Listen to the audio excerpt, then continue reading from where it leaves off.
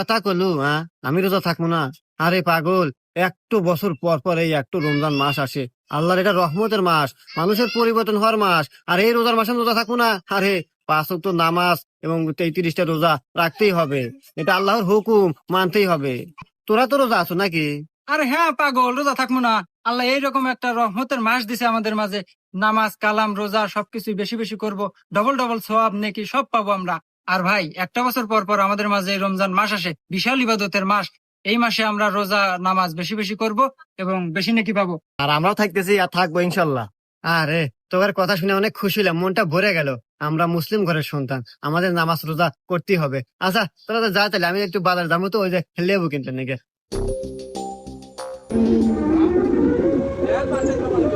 लेकिन ये साला कर क्या रहा है यहाँ पे? ভাই একটা চা দিন তো।